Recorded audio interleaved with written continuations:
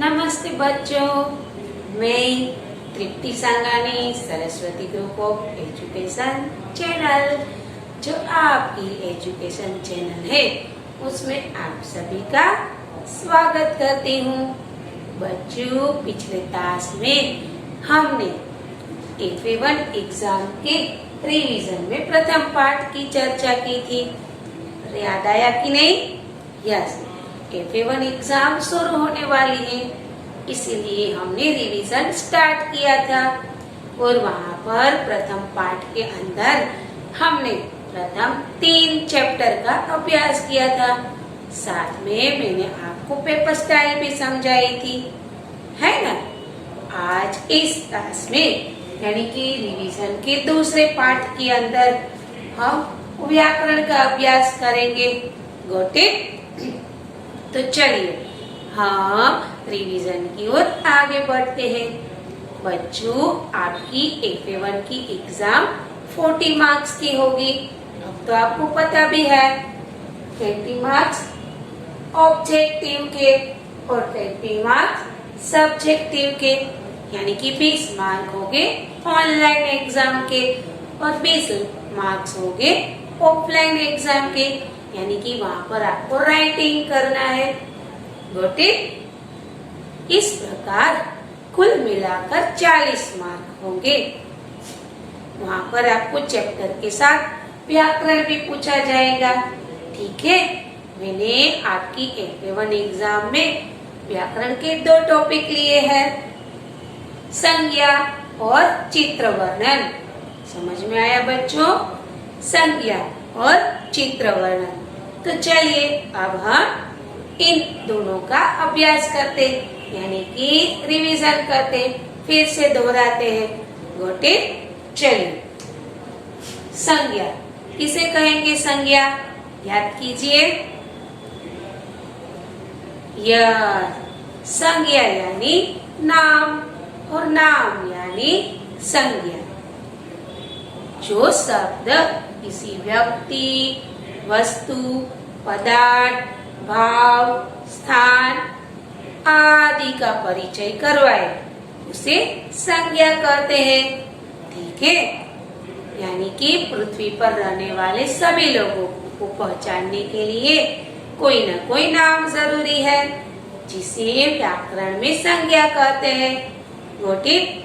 जैसे कि आप सभी के नाम, मेरा नाम, किसी फूल पौधे का नाम, फिर किसी नदियों पहाड़ों का नाम। राइट? नाम यानी संज्ञा और संज्ञा यानी नाम।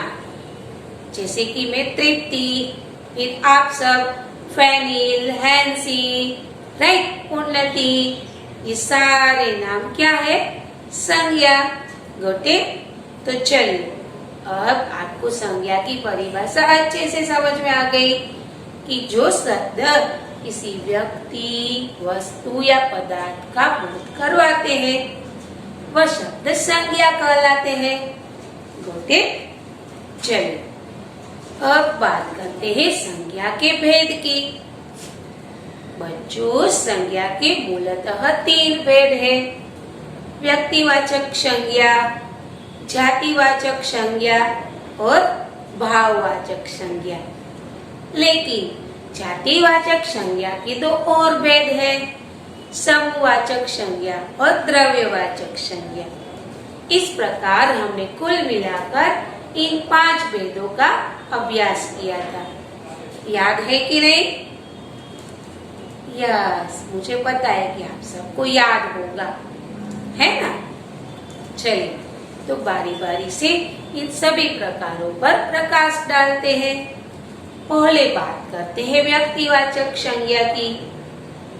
जो शब्द किसी विशेष व्यक्ति या स्थान का परिचय करवाए, जो शब्द किसी विशेष व्यक्ति या स्थान का परिचय करवाए, उसे व्यक्तिवाचक संज्ञा कहते हैं। राइट? यहाँ पर किसी खास नाम का निर्देश होगा। ओके? जैसे कि राजकोट रंगीला शहर है, तो यहाँ पर शहर तो बहुत सारे हैं, लेकिन मैंने किस शहर का नाम लिया है? राजकोट का। तो राजकोट व्यक्तिवाचक संज्ञा हुई, क्योंकि मैंने यहाँ पर किसी विशेष शहर का नाम लिया है, किसी खास शहर का नाम लिया है। ठीक। अब बात करते हैं पावागढ़ में महाकाली मैया है। तो यहाँ पर बहुत सारे पर्वत है, लेकिन मैंने पावागढ़ पर्वत का निर्देश किया, इसीलिए यह व्यक्तिवाचक संज्ञा बन गई।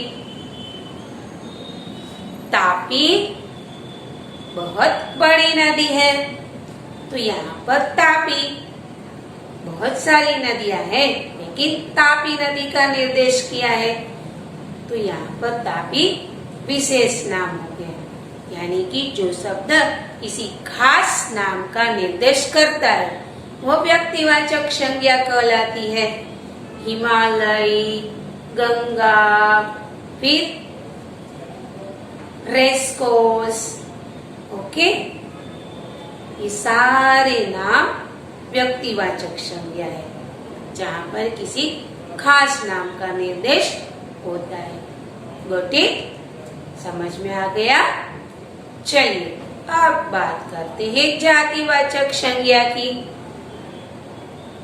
जो शब्द किसी व्यक्ति या वस्तु की संपूर्ण जाति का बोध करवाए उसे जातिवाचक संज्ञा कहते हैं। जैसे कि शेर दहाड़ रहा है, तो यहाँ पर शेर अपनी संपूर्ण जाति का निर्देश करता है। ओके।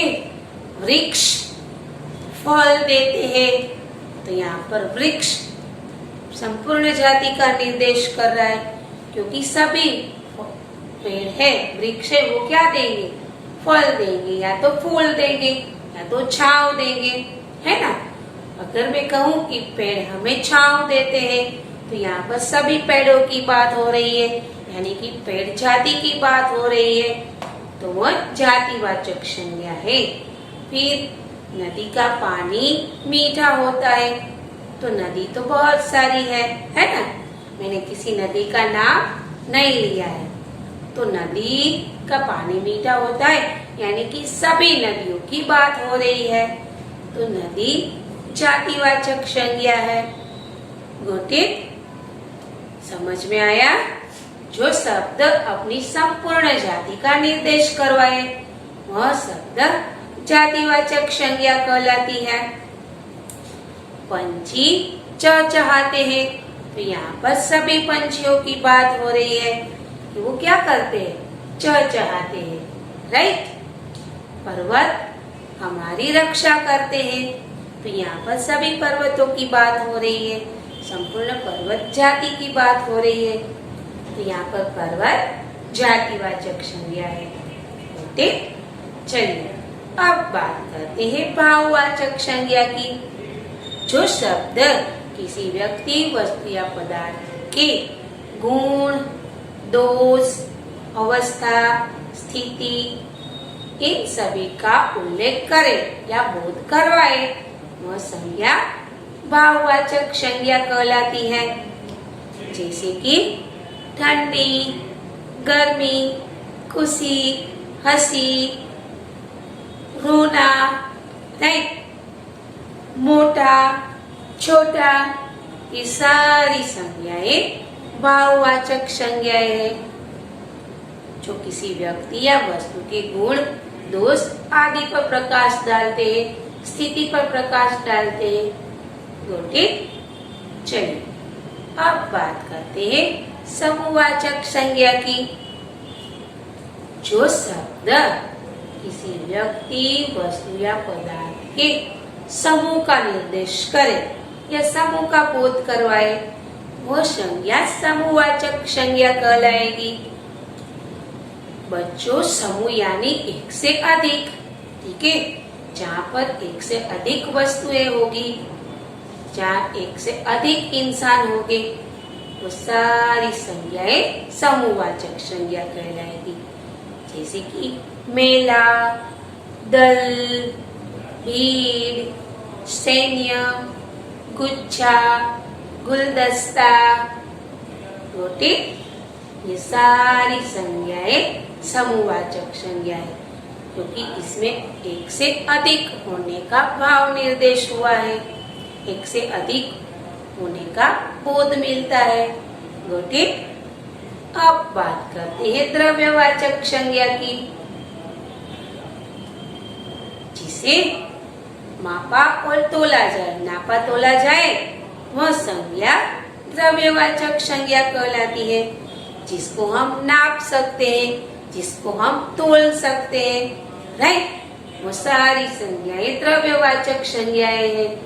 जैसे कि बैंगन, मिर्ची, आलू, टमाटर, चावल, गेहूं, घी, तेल, पेट्रोल, डीजल, फिर सोना, चांदी, पीतल, ये सारे शब्द क्या है? द्रव्यवाचक संज्ञा। इसे नापा जाता है और तोला जाता है।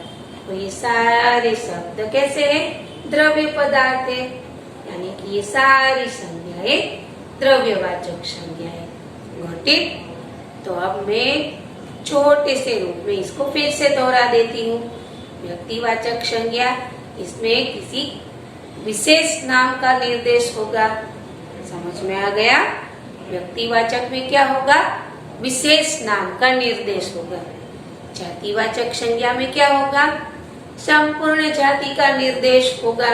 जैसे कि मनुष्य सजीव प्राणी है, तो यहाँ पर मनुष्य जाति की बात हो रही है।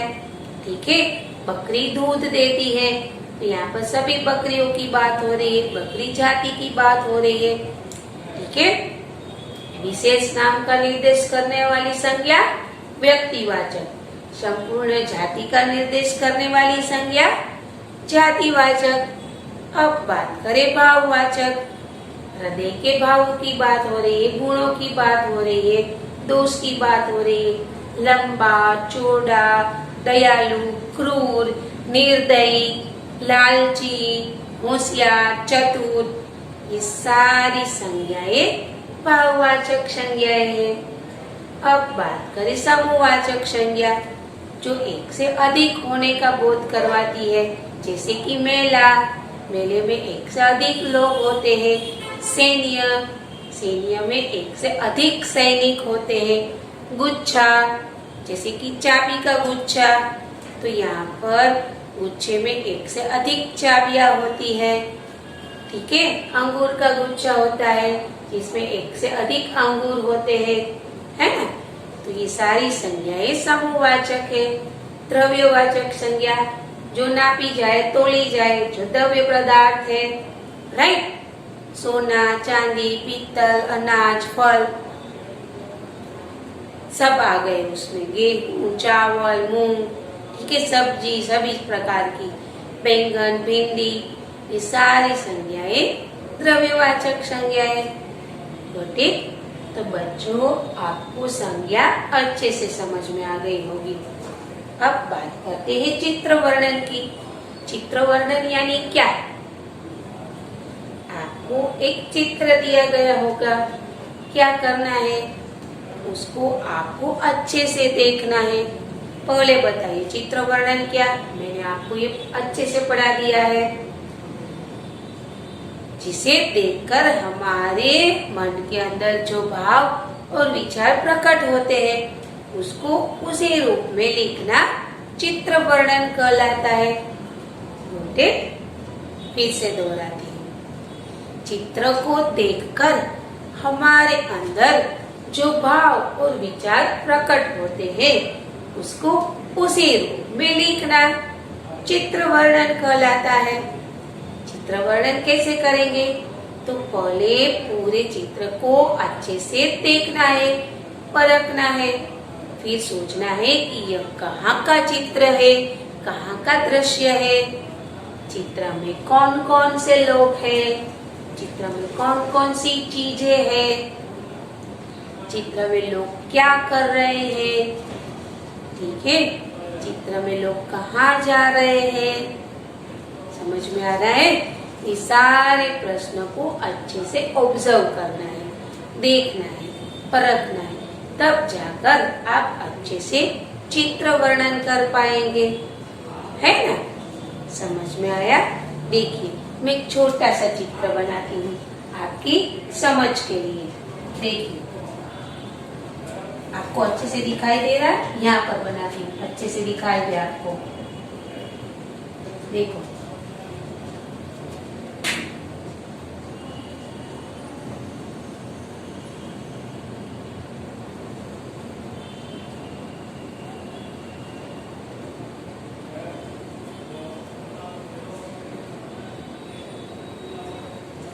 एक मैंने छोटा सा सिंपल सा एक चित्र लिया है। आपने ये चित्र देखा, समझ में आ गया ये क्या है? तो आप कहें कि नदी है, तो फिर ये कहाँ का चित्र हुआ?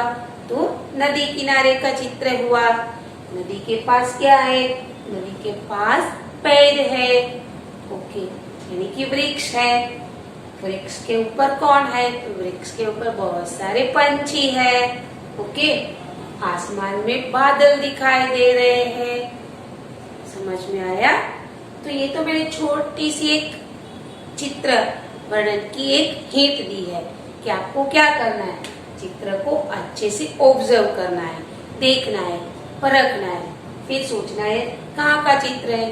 तो आपको समझ में आ गया, चित्र में नदी दिखाई दे रही है, यानी ये नदी के पास का चित्र है। नदी के किनारे पर वृक्ष लगे हुए हैं। फिर वृक्ष पर कौन है? तो वृक्ष पर बहुत सारे पंछी हैं। पंछी क्या कर रहे हैं? तो पंछी वृक्ष के ऊपर बैठे हैं, गुनगुना रहे हैं, चहचहा रहे हैं। आसमान में क्या दिखाई दे रहा है? आसमान में बादल दिखाई दे रहे हैं। Good it. तो बच्चों, आपको ये चित्र वर्णन भी अच्छे से समझ में आ गया होगा।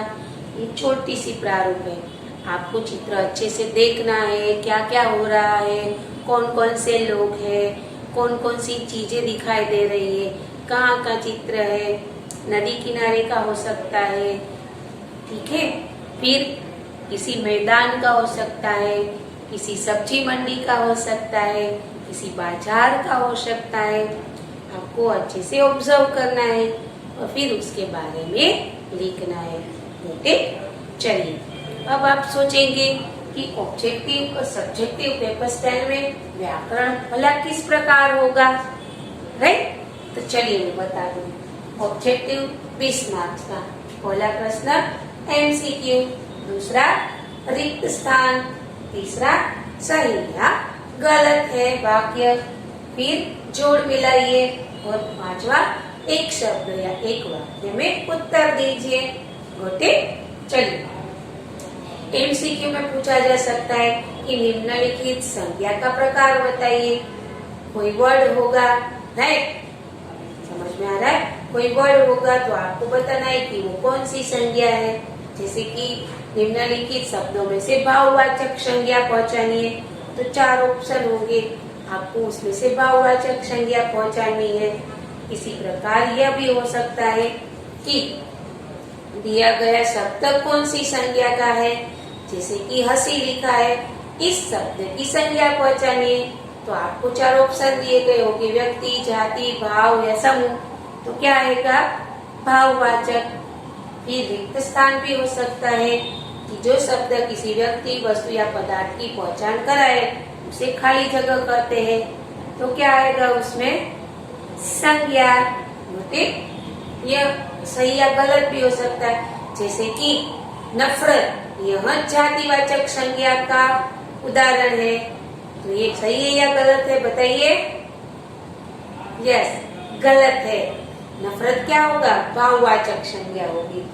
फिर जोड़ होगी, शायद हो सकता है 3 शब्द दिए गए, सामने उसके भेद दिए गए हैं, तो आपको पहचानना है कि कौन सा शब्द कौन सी भेद का उदाहरण है, गोटे। एक वाक्य में या एक शब्द में उत्तर दीजिए, वहां पर भी कुछ ऐसा ही हो सकता है, ओके। अब बात करते हैं सब्जेक्टिव पेपर स्टाइल की। एक एक वाक्य में उत्तर लिखिए या फिर 2-3 वाक्यों में उत्तर लिखिए। यहाँ पर ये हो सकता है कि निम्नलिखित संज्ञाओं के 3 उदाहरण दीजिए। तो आपको वो उदाहरण लिखने हैं। व्याकरण में क्या होगा? शब्द के अर्थ, विलोम शब्द, फिर शब्द समूह, मुहावरे, संज्ञा या चित्र वर्णन। क्लास में को एक चित्र दिया गया होगा, आपको क्या करना है? उस चित्र का अच्छे से वर्णन करना है अपने शब्दों में। गोटेड? तो बच्चों, आपको ये क्लास में जो सिखाया गया वो अच्छे से समझ में आ गया होगा। ठीक है, आप ये व्याकरण का टॉपिक अच्छे से समझ गए होंगे। फिर ये पेपर स्टाइल भी अच्छे से समझ गए होंगे। गोटेड? चलिए, आपको आपकी एग्जाम के लिए बेस्ट ऑफ लक। आप अच्छे से तैयारी कर लिखना। गोटेड? अगले क्लास में फिर मुलाकात करेंगे। तब तक के लिए अलविदा, बाय बाय, धन्यवाद।